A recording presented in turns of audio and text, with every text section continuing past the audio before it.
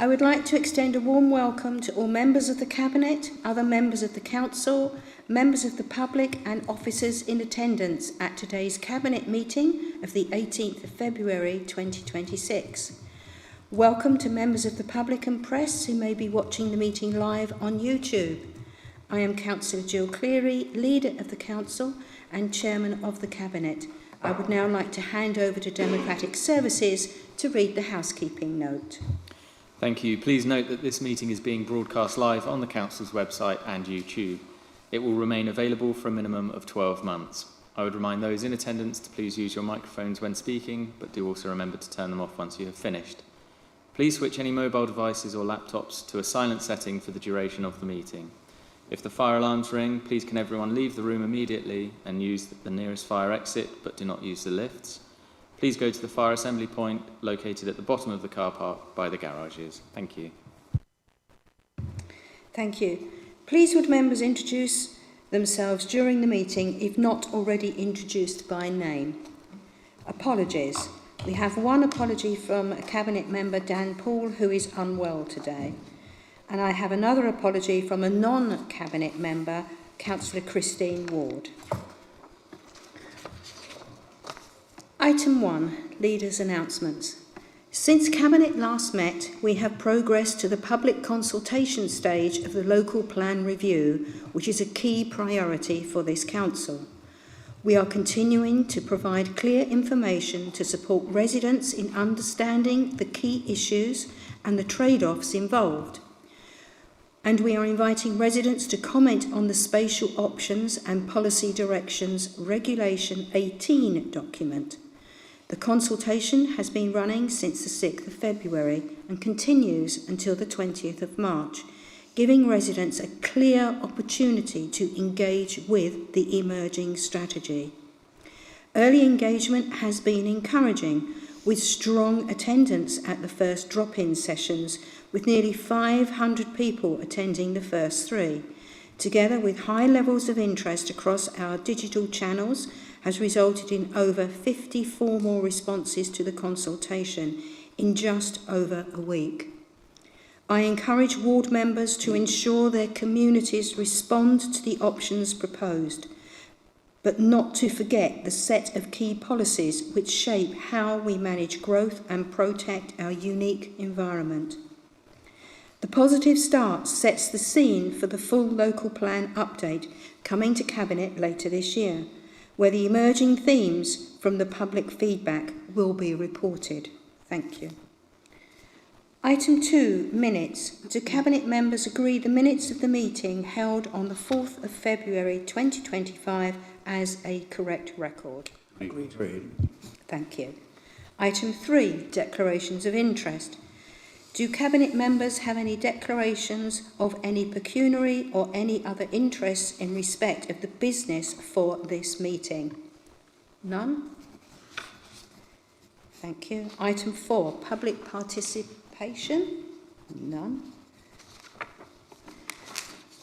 Item 5, Housing Revenue Account, Budget and Housing Public Sector Capital Expenditure Programme.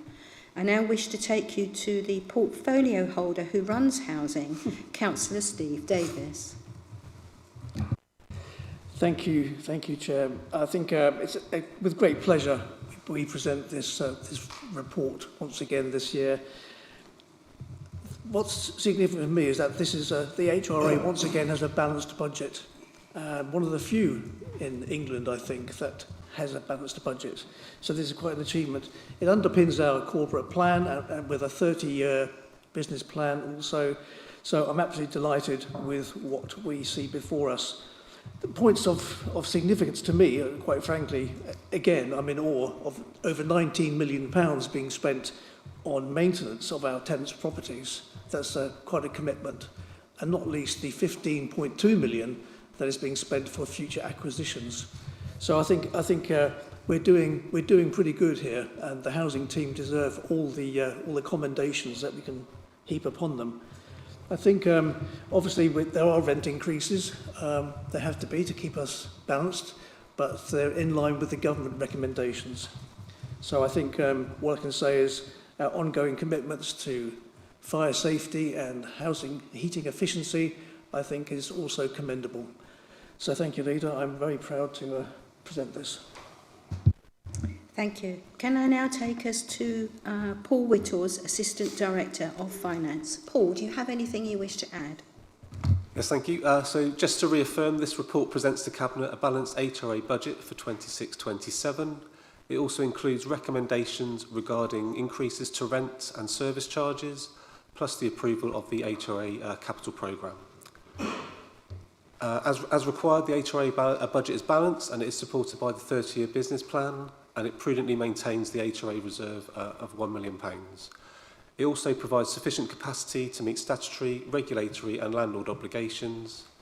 And as the portfolio holder mentioned, rents are increasing by 4.8%, which is in line with government policy. The enhanced level of income does enable us to further invest in our existing homes, with over £19 million spent on maintaining and improving our assets, as well as the £15.2 million within the capital programme. Additionally, within the capital programme, there are £3 million for home energy improvements and also £1.3 million for fire safety and compliance. This report has been seen by the Tenant Involvement Group as well as Housing Communities Overview and Scrutiny Panel, and both were supportive. I must just point out 3 points of clarification. Under paragraph 34, there is the word million after 824,000. That is a mistake and will be removed before the council version.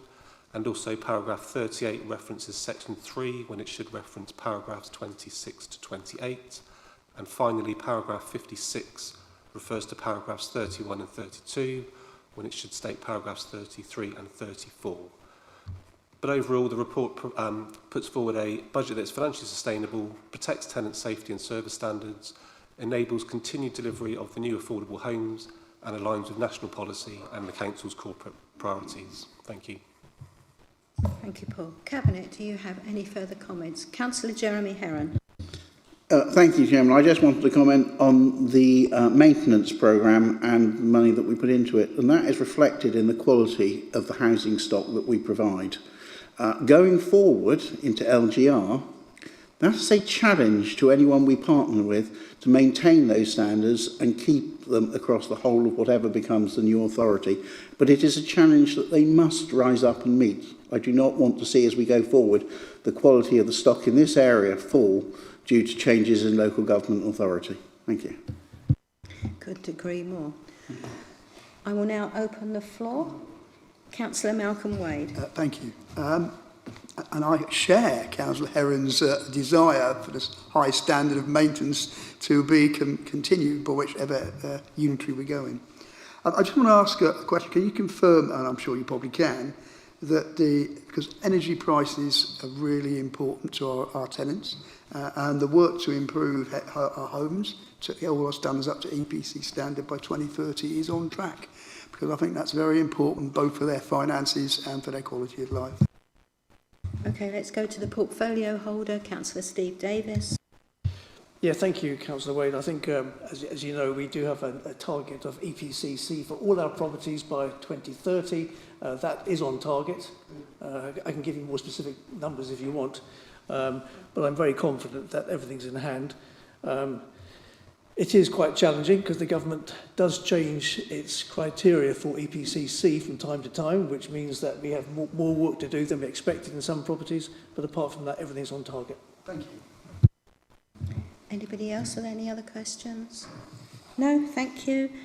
Can I then take Cabinet, please, to the recommendations on page 3 and 4? Cabinet, do you agree?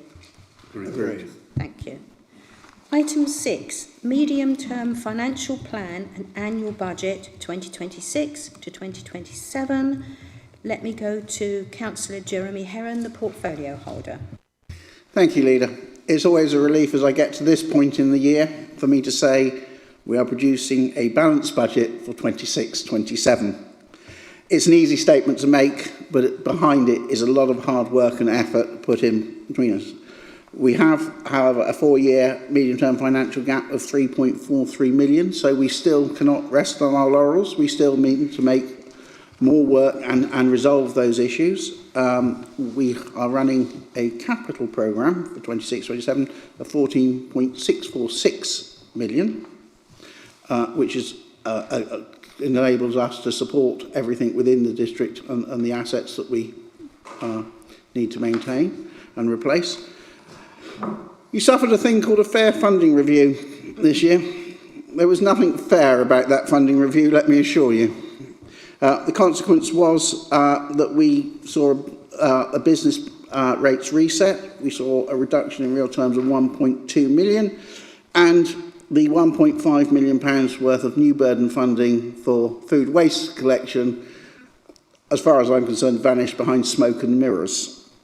Coming to the important point, the first announcement, which everybody always waits for, I will confirm that the proposal within the paper is that our council tax will increase by 2.99%, which is £6.15 per thing, which will take our portion of the council tax. Ours, I specify that because obviously county and the police authority and your local parish precept add to that, but ours to £211.92 for a Band D dwelling, or £3.95 a week. So for £3.95 a week, we will collect your bins. We will visit every house in the district, which is impressive, I think, because when you compare that to the precepts by others and how often they have to visit, I mean, the fire department hopefully never have to visit you, but still their precept will be considerable.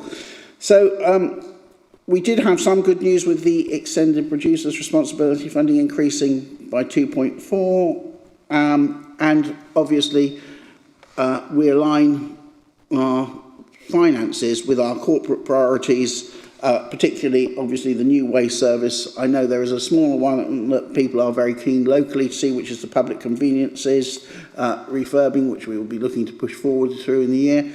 And of course, again, a significant investment in our ICT, which manages us to reduce our overheads and work far more efficiently. So with that, I think I'm done. Thank you. Can I now take us to Paul Whittles, Assistant Director of Finance. Paul. Thank you. So yeah, as stated, we have a balanced general fund budget for 26-27, including a net budget requirement of £26.6 million.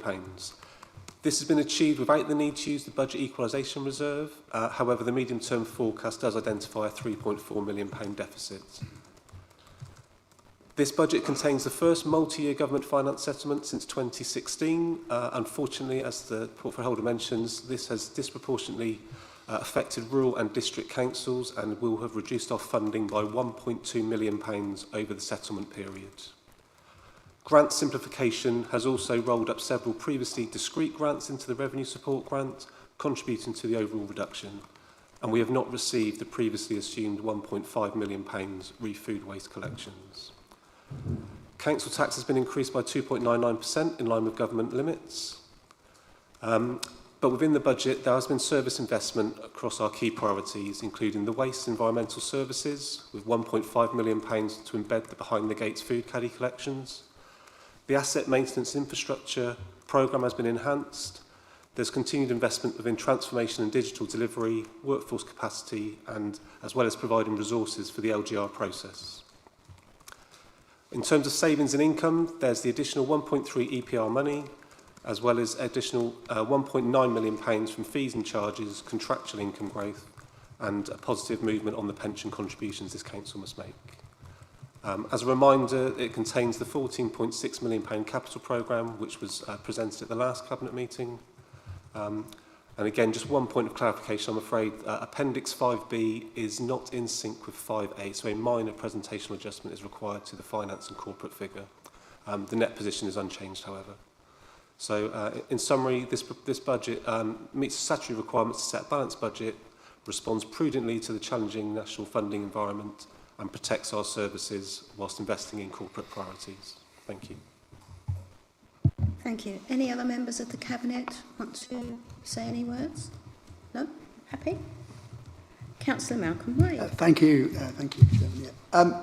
This is the last budget we have total control over due to LGR. You could have pushed the boat out a little bit further for residents of the New Forest by doing some more imaginative and enhancements try and bed them into the LGR process. But you have made some service investments, I do note that. Right. The only other point I have, you've learnt the lesson, which is on page 48, about car parking charges. If you push them up really high, there's enough fallout, you don't get the projected income, and you've got to adjust the budget to compensate. Well, we've learned that lesson. Pity it's this stage towards the end of the council. If we'd learned that earlier, it would have made possibly a positive difference to many New Forest residents who didn't need to charge quite as much. But we are where we are. Thank you. Oh, Chairman, we do enjoy this, don't we? Councillor Wade is always keen to try and leave us on our knees as we move into a new administration. I strongly recommend that we don't go that route, because at some point the new administration will look to level its finances, and what I don't want to see is the axe falling on New Forest on day one because we were cavalier with our spending plans.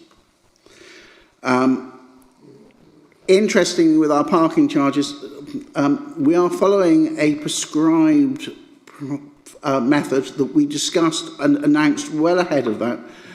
There is no lesson learned. The lesson was simply this, that we had fallen behind with our car parking charges and over a number of years let inflation run away from us. We had to do a reset, which we did. Unpopular though it was a necessity, and that from then onward we would maintain an increase in line with inflation. We are following a programme that was set out 2 years ago in how we would manage car parks, not adapting, as some would, to the variance of which direction the wind is blowing. A common form of financial management offered by some other political parties.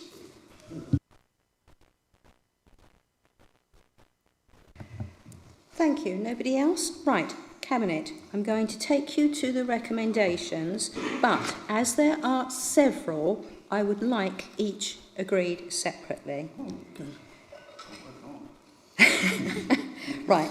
First recommendation is the updated medium-term financial plan. Agreed? Agreed. Agreed. Second, there is a general fund net budget requirement in 26-27. Agreed? Agreed. 3. The New Forest District Council Bandy Council Tax for 26-27. Agreed? Agreed. 4. The General Fund Capital Programme for 26-27. Agreed? Agreed.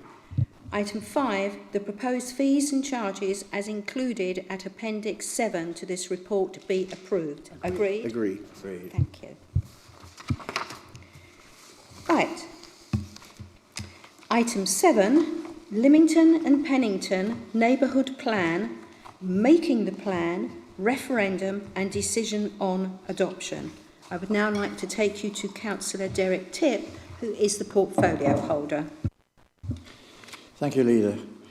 I am pleased to present this item concerning the Lymington and Pennington Neighbourhood Plan and to invite the Council to agree its formal adoption as part of the development plan for New Forest District outside the National Park. As members will be aware, neighbourhood plans give communities a direct role in shaping the development of their local area. This plan has been many years in the making and represents a substantial body of work led by Lymington and Pennington Town Council and supported by officers from both the District Council and the National Park Authority. A public referendum on the neighbourhood plan was held on the 29th of January this year, which resulted in an overwhelmingly positive vote. 92.5% of those who voted answered yes to the question of whether the plan should be used to help decide planning applications in the neighbourhood area. The District Council is now required to adopt the plan. Once adopted, the neighbourhood plan becomes a formal part of the statutory development plan. This means it will directly guide planning decisions in Lymington and Pennington, and in addition, the community will benefit from an increased share of community infrastructure levy funding, and that will rise from 15% to 25% for local improvements. It should be noted that as the designated neighbourhood plan area falls partly within the New Forest National Park, and therefore the National Park Authority is going through a similar process for the part of the parish within its planning jurisdiction. Leader, this is a significant milestone for the community, and I would like to thank the Town Council, the steering group, volunteers and officers who have contributed to the development of the plan over a number of years. Thank you. Thank you. I would now like to take us to James Smith, who is the Planning Policy Team Leader. James, do you have anything to add? Thank you, Chair. Yes, just simply really just to reiterate acknowledgement of the hard work and commitment over a number of years at the Neighbourhood Plan Group and that wider community of Lymington and Pennington in preparing the plan to this point as we go forward towards it becoming part of the development plan. So that means it will be there to be sort of part of the decision-making process for future planning in the area. And just finally, just thanks to colleagues in our electoral services team as well who organised and prepared the referendum itself. Thank you, Chair. Thank you. Cabinet, do you have any further comments to add? No? I just think it's a good idea. I think it's a good idea too. I agree. We agree. Councillor Alan Glass. Thank you, Madam Chairman. Fawley have got together a parish plan, but apparently we can't put it through yet because of workload. When will we be able to? Because we spent an awful lot of consultation time and money on it. I'll take that question away and get an officer to reply to you. I now wish to go to Councillor Gunning. Thank you, Leader. I'd just like to thank Derek Tipp for his kind words about the neighbourhood plan for Lymington and Pennington. You're quite right, it started in my term when I was mayor. That was 10 years ago, and it's taken a long time to get this to this state. So I'm looking forward also to the 25% instead of 15% when it comes through, and I hope that this is passed by the Cabinet. Thank you. Anybody else wish to comment? No? Thank you. Can I now take Cabinet to the recommendations on page 81? Cabinet, do you agree? Agreed. Thank you, everyone. Thank you to officers for your attendance and for everyone who came today. I now declare this meeting is closed.